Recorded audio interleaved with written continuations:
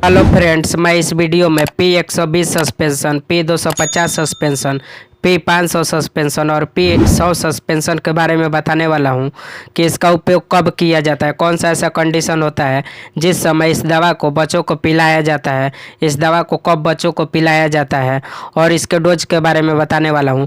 अगर बच्चा को इस दवा को पिलाना है तो कितने मात्रा में पिलाएंगे, कितने खुराक इस दवा को बच्चों को पिलाएंगे और इसके साइड इफ़ेक्ट के बारे में बताएंगे। अगर इस दवा का साइड इफ़ेक्ट बच्चों पर होता है तो कौन कौन सा ऐसा साइड इफ़ेक्ट है कि जो आपको देखने को मिल सकता है। अगर कोई भी साइड इफ़ेक्ट इस दवा को पड़े आपके बच्चे पर तो इस दवा को पिलाना तुरंत बंद करें। और इसके वार्निंग्स के बारे में बताएंगे, कौन सा ऐसा चेतावनी है जिसको ध्यान में रखना है, कौन सा ऐसा कंडीशन है जिस समय इस दवा को अपने बच्चों को नहीं पिलाना है। और इसके ब्रांड्स नेम के बारे में बताएंगे कि कौन सा ऐसा ब्रांड्स नेम है जिस नाम से किसी भी मेडिकल पर इस दवा को खरीद सकते हैं। अगर इस दवा को आपको खरीदना होगा तो कौन सा ऐसा नाम है जिस नाम से आप इस दवा को किसी भी मेडिकल से आसानी से खरीद सकते हैं। अगर वीडियो अच्छा लगे तो वीडियो को लाइक, चैनल को सब्सक्राइब और बेल आइकन प्रेस करना ना भूलें। थैंक यू दोस्तों, चलते हैं वीडियो की ओर। अब हम पी सस्पेंशन के यूज के बारे में बताएंगे कि इस सस्पेंशन का उपयोग कब किया जाता है, कौन सा ऐसा कंडीशन होता है जिस समय इस दवा को बच्चों को पिलाया जाता है। P suspension is used to treat fever and pain in children. P suspension का उपयोग बच्चों में बुखार और दर्द के इलाज के लिए किया जाता है। जब किसी भी बच्चों को दर्द और बुखार हुआ है, यानी उसे बुखार लगा है और उसको दर्द भी महसूस हो रहा है, उसके बॉडी में पेन दर्द महसूस हो रहा है और उसको बुखार लगा है, उस समय इस दवा को पिलाने से बुखार और दर्द आसानी से ठीक हो जाएगा। इसलिए इस दवा का उपयोग बच्चों में बुखार और दर्द को ठीक करने के लिए किया जाता है। जब किसी भी बच्चों को दर्द और बुखार है तो उस समय इस दवा को पिलाने से, पी सस्पेंशन को पिलाने से उसका दर्द और बुखार आसानी से ठीक हो जाएगा। Next point, P suspension is an antipyretic and analgesic medicine. P suspension antipyretic और एनाल्जेसिक दवा है। अब हम जानेंगे कि एंटीपायरेटिक किसे कहते हैं और एनाल्जेसिक किसे कहते हैं। एंटीपायरेटिक उस दवा को कहा जाता है जिस दवा का उपयोग बुखार को ठीक करने के लिए किया जाता है, उस दवा को एंटीपायरेटिक कहा जाता है। और एनाल्जेसिक उस दवा को कहा जाता है जिसका उपयोग दर्द को ठीक करने के लिए किया जाता है, तो उसे एनाल्जेसिक कहा जाता है। इसलिए यह दर्द और बुखार को ठीक करता है, इसलिए इसे एंटीपायरेटिक और एनाल्जेसिक कहा जाता है।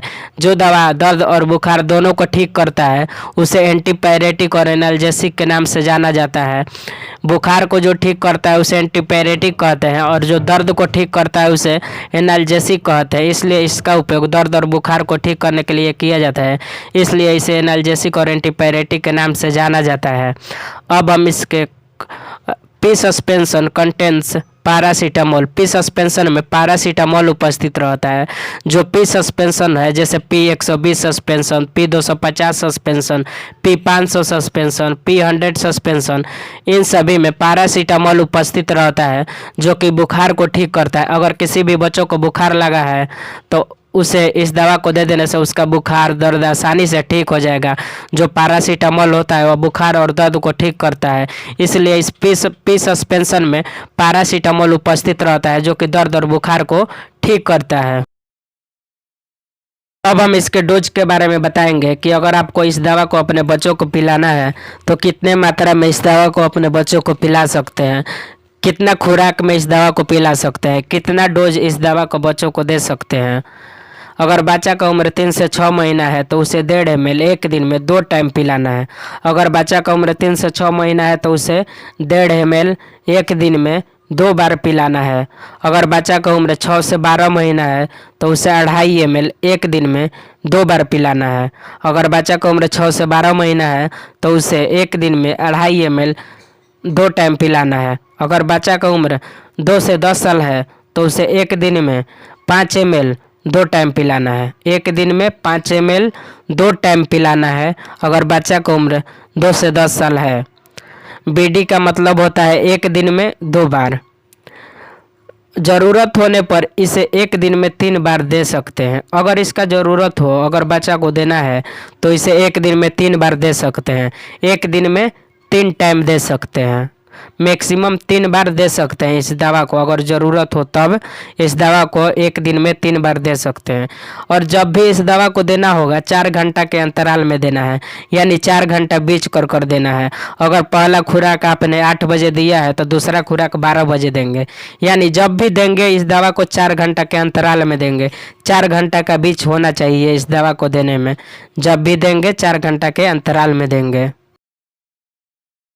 ब्रांड्स नेम, अब हम ब्रांड्स नेम के बारे में जानेंगे। कौन सा ऐसा नाम है जिस नाम से आप इस दवा को किसी भी मेडिकल से आसानी से खरीद सकते हैं। अगर आपको इस दवा को खरीदना होगा तो कौन सा ऐसा नाम है जिस नाम से आप किसी भी मेडिकल से आसानी से खरीद सकते हैं। P120 सस्पेंशन, जो कि 60 ml के स्ट्रेंथ में आता है। इस नाम से किसी भी मेडिकल से आप इस दवा को आसानी से खरीद सकते हैं। P250 सस्पेंशन, जो कि 60 ml के स्ट्रेंथ में आता है। इस दवा को आप किसी भी मेडिकल से आसानी से इस नाम से भी खरीद सकते हैं। P500 सस्पेंशन, जो कि 60 ml के स्ट्रेंथ में आता है। इस दवा को भी इस नाम से आप किसी भी मेडिकल से आसानी से खरीद सकते हैं। P100 ड्रॉप्स यानी P100 ड्रॉप्स, जो कि 15 ml के स्ट्रेंथ में आता है। इस दवा को भी इस नाम से आप 15 ml के स्ट्रेंथ में किसी भी मेडिकल से खरीद सकते हैं। यह 60 ml और 15 ml के स्ट्रेंथ में आता है। जो 60 ml आता है और सस्पेंशन के रूप में आता है, और जो 15 ml में आता है उसमें ड्रॉप्स होता है, जिससे बच्चों को दवा पिलाया जाता है, उसमें ड्रॉप्स होता है, इसलिए इसको 15 ml के ड्रॉप्स में आता है। और जो सस्पेंशन होता है उसमें एक डब्बा की तरह एक ढक्कन होता है जिससे पिलाया जाता है। उस पर ml लिखा हुआ रहता है कि जितना ml पिलाना है, उस पर लिखा हुआ रहता है कि 5 ml, 2 ml, 3 ml, उसका स्केल दिया रहता है उस ढक्कन पर। तो सस्पेंशन और ड्रॉप्स के रूप में आता है। ड्रॉप्स 15 ml का आता है और सस्पेंशन 60 ml के आता है। और इनमें से कोई भी नाम से आप इस दवा को किसी भी मेडिकल से आसानी से खरीद सकते हैं। अब हम इसके साइड इफ़ेक्ट के बारे में बताने वाले हैं। अगर इस दवा को आप अपने बच्चों को पिलाते हैं तो कौन कौन सा ऐसा साइड इफ़ेक्ट है जो कि आपको देखने को मिल सकता है। अगर इसका साइड इफ़ेक्ट आपके बच्चे पर होता है, अगर इसका साइड इफ़ेक्ट आपके बच्चों पर पड़ता है तो कौन कौन सा ऐसा साइड इफ़ेक्ट है जो कि आपको देखने को मिल सकता है। और इनमें से कोई भी साइड इफ़ेक्ट आपको देखने को मिले तो इस दवा को लेना तुरंत बंद करें, अपने बच्चों को पिलाना तुरंत बंद करें और अपने डॉक्टर से मिलें। स्टमक अपसेट, पेट खराब होना, बच्चों को बार बार लैट्रिन लग सकती है, लूज मोशन हो सकता है, बार बार पैखाना कर सकता है, बार बार लैट्रिन लग सकती है, बार बार पोटी कर सकता है, बार बार स्टूल पास कर सकता है। स्टमक पेन, उसके पेट में दर्द हो सकता है, उसके पेट में दर्द हो सकता है। नौजिया वोमिटिंग, उसे उल्टी और मतली हो सकती है। स्किन रेसेज, उसके त्वचा पर चकते रेसेज लाली देखने को मिल सकता है। लॉस स्टूल, पेचिस होना, यानी उसके लैट्रिन अच्छा से नहीं पास होगा, उसको लैट्रिन पास करने में दिक्कत होगा, उसकी लैट्रिन साफ़ नहीं होगी, जब भी लैट्रिन करेगा उसका पेट साफ़ नहीं होगा, उसको बार बार लैट्रिन लगेगी और उसका लैट्रिन साफ़ नहीं होगा, जब भी लैट्रिन करेगा उसका लैट्रिन नहीं होगा। डार्क यूरिन, गहरे रंग का मूत्र और उसके मूत्र का रंग डार्क होगा, जब भी वह पेशाब करेगा तो जो उसके मूत्र का रंग होगा, जो यूरिन होगी उसकी, वह डार्क कलर की होगी, डार्क कलर की यूरिन करेगा। डार्क और कली कलरेड स्टूल, गहरे या मिट्टी के रंग का स्टूल, जब भी वह लैट्रिन करेगा तो उसके लैट्रिन का कलर जो होगा मिट्टी के रंग का होगा, गहरे भूरे रंग का होगा, मिट्टी के रंग का होगा। A person who is allergic to paracetamol may develop rashes and itching on his body। जिस व्यक्ति को पैरासीटामोल से एलर्जी होती है उसके शरीर पर चकत्ते खुजली हो सकती है। अगर इस दवा को अपने बच्चों को पिलाते हैं और इसे पैरासीटामोल से एलर्जी है तो उसके बॉडी पर चकत्ते लाली रेडनेस देखने को मिल सकता है। अगर उसे पैरासीटामोल से एलर्जी है तब उसको लाली चकत्ते रेडनेस देखने को मिल सकता है, खुजली उसके बॉडी पर हो सकती है। अगर इनमें से कोई भी साइड इफ़ेक्ट आपको देखने को मिले तो इस दवा को लेना बंद करें, अपने बच्चों को पिलाना बंद करें और अपने डॉक्टर से मिलें। इसके कुछ वार्निंग्स है, कुछ चेतावनी है कि कौन सा ऐसा कंडीशन होता है जिस समय इस दवा को अपने बच्चों को नहीं पिलाना है। कौन ऐसा कंडीशन है जिस समय अपने बच्चों को इस दवा को नहीं पिलाना है। कौन कौन सा ऐसा चेतावनी है जिसको ध्यान में रखना है। जिसका liver, do not give it to someone whose liver और किडनी आर डैमेज्ड। जिसके लीवर या किडनी खराब है उसे ना दें। अगर जिस बच्चा का लीवर या किडनी खराब है उसे इस दवा को नहीं पिलाना है, नहीं तो उसे गंभीर समस्या हो सकती है, उसको कुछ समस्या का सामना करना पड़ सकता है। Next, do not give it to those who have liver और किडनी डिजीज। जिन्हें लीवर या किडनी की बीमारी है उन्हें यह दवा ना दें। जिस बच्चा को किडनी और लीवर की बीमारी है, जिसे लीवर या किडनी की बीमारी है या लीवर या किडनी से जुड़ी कोई बीमारी है तो उसे इस दवा को नहीं देना है, उस बच्चे को इस दवा को नहीं पिलाना है। Next, do not give this medicine to your child for more than 3 days without the doctor's advice. Doctor के सलाह के बिना अपने बच्चों को यह दवा 3 दिन से ज़्यादा ना दें।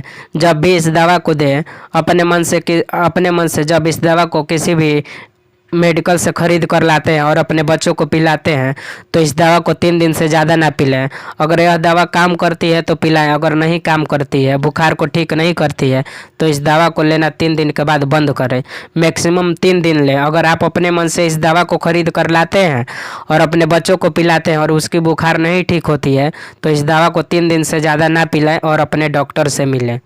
नेक्स्ट, जितना खुराक डॉक्टर ने प्रेस्क्राइब किया है उससे ज़्यादा मात्रा में ना लें, नहीं तो आपकी किडनी, लीवर खराब हो सकती है जो मौत के कारण बन सकती है और कुछ परेशानियों का सामना करना पड़ सकती है। अगर आप इस दवा को अपने बच्चों को पिलाते हैं तो जितना मात्रा डॉक्टर ने पिलाने को कहा है, जितना मात्रा डॉक्टर ने बताया है कि इतना 2 ml पिलाना है तो 2 ml पिलाएं। अपने मन से 2-3 ml ना पिलाएं, 4 ml ना पिलाएं, नहीं तो बच्चों की किडनी खराब हो सकती है, किडनी लीवर डैमेज हो सकती है, खराब हो सकती है जो कि मौत का भी कारण हो सकता है और कुछ परेशानियों की सामना करनी पड़ सकती है। जब भी इस दवा को पिलाएं डॉक्टर ने जितना मात्रा में पिलाने को बोला है उतना ही मात्रा में पिलाएं। अपने मन से इस दवा को अपने बच्चों को ज़्यादा मात्रा में ना पिलाएं।